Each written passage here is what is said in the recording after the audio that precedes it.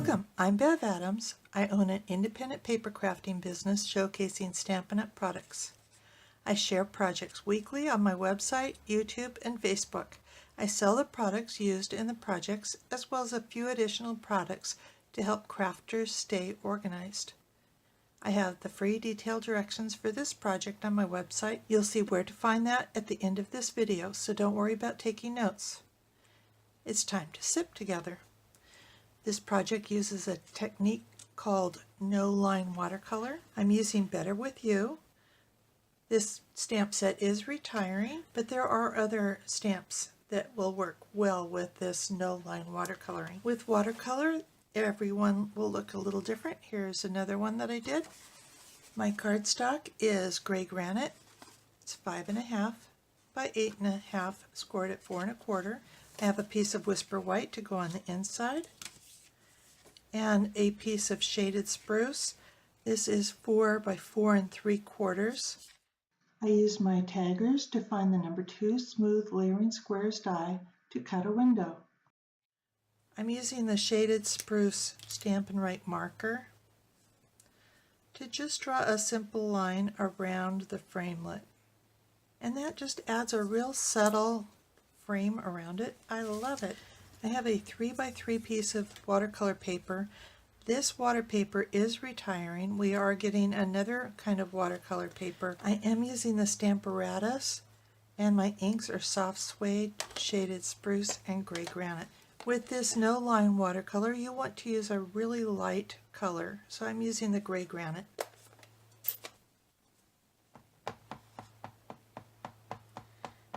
And you really want to stamp off. So I can just actually take this out and stamp off. Isn't that a pretty image? I'm actually using the magnets to hold my watercolor paper where I want it. I want it pretty much right in the middle. Maybe I'll move it over just a little bit.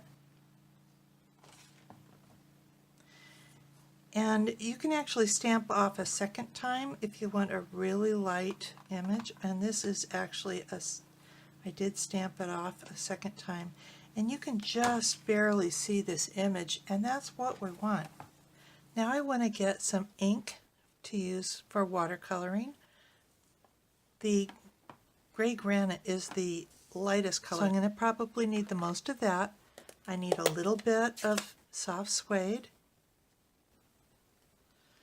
So I've got a little bit of the shaded spruce, and I'm using my aqua painter. Now you'll probably want a paper towel. The aqua painter allows you to have water without a bowl of water or anything like that. I think I'm going to start with the chest of this bird, and you just want to pick up the smallest amount of ink. You can always add more ink. It's hard to take color away from it. And so I'm just going to kind of color on.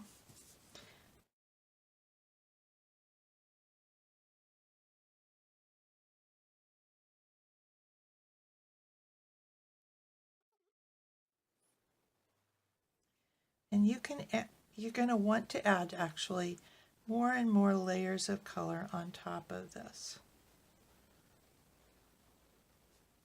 You want to be fairly consistent going across behind this branch.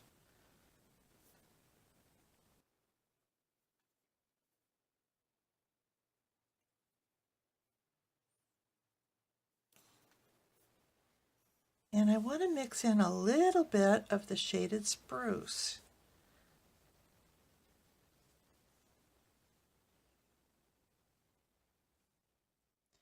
And I'm getting a little extra water so I can blend it a little bit easier here.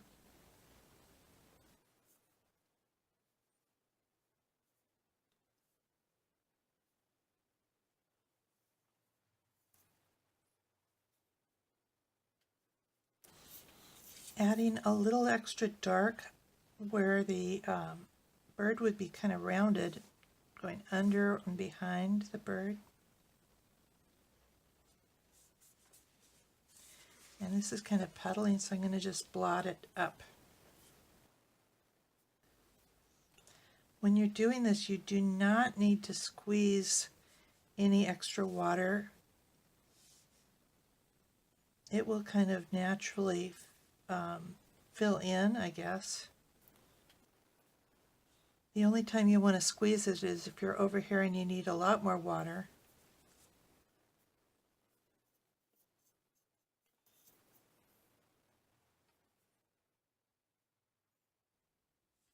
And I'm actually going to leave it like that here for a little while, and then I'm going to work over here where the head, top of the head is, and I want this quite a bit darker. I don't know what kind of bird this is. I don't know if there's even a particular name for this bird, if this was an actual bird that the artist used. Let me know if you know. So I'm just kind of making up the colors. I'm not trying to be realistic at all here. And I'm going to let this dry. You can either set it aside or you can use the heat tool. I'm going to bring in my heat tool. The heat tool has two settings. It has off, 1 and 2. I've just got it at the 1, so I'm going to dry my ink that way. You don't want that cool or damp at all. If that's cool or damp at all, the water will run into the other areas and you're not going to like the result. It looks all blurry and washed out. Using the soft suede for my branch here. And I am pulling that branch off the end of the watercolor paper.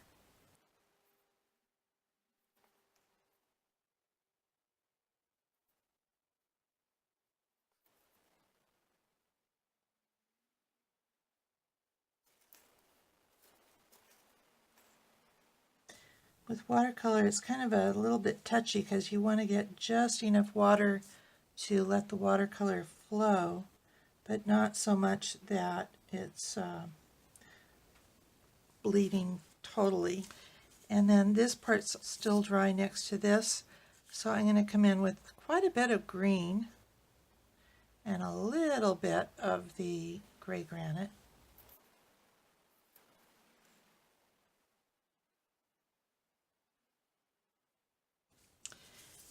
And I'll dry this again. And I want to get the beak in soft suede. And I can see I wanted a little bit more definition on this eye here. Got a little bit. And the top of its head looks kind of flat because I needed some darker on the top here. So I'm bringing in more ink and a little bit less water. And I do want to blend that in here a little bit. And the same is true of the tail. I need to get some more definition on the tail.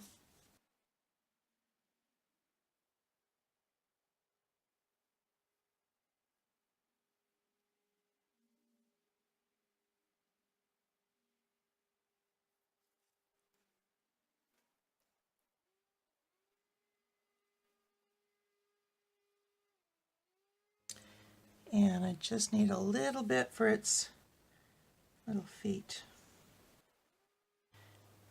And you may have noticed I didn't do anything on the eye. To be honest with you, it's almost easier just to come in with the black.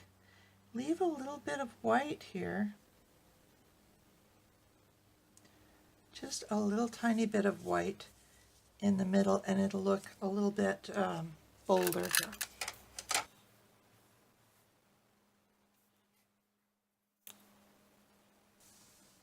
And I think I'm going to call that done.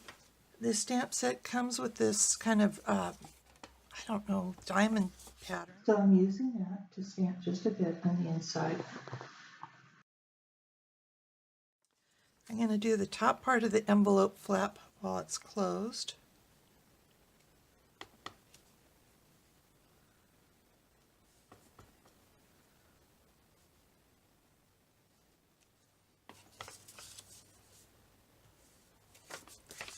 And then open it up and do a little inside here.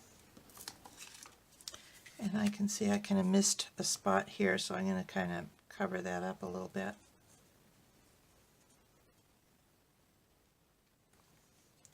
I have some of our foam adhesive strips, and I'm going to put them on the inside. You could use dimensionals. The foam adhesive strips are a little bit thicker, gives a little bit more raised area, and I'm putting some on the top and the bottom and right under this opening. And if you'd like to put some on the side, that's a good thing too. Oh, I almost forgot my greeting on the bottom here.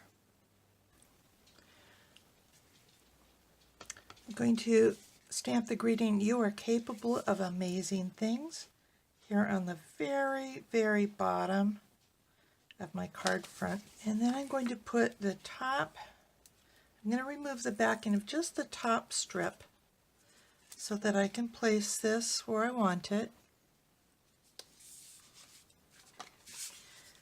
And I am going to use the liquid glue on my watercolor paper so that I can kind of get up under here and place it where I want it.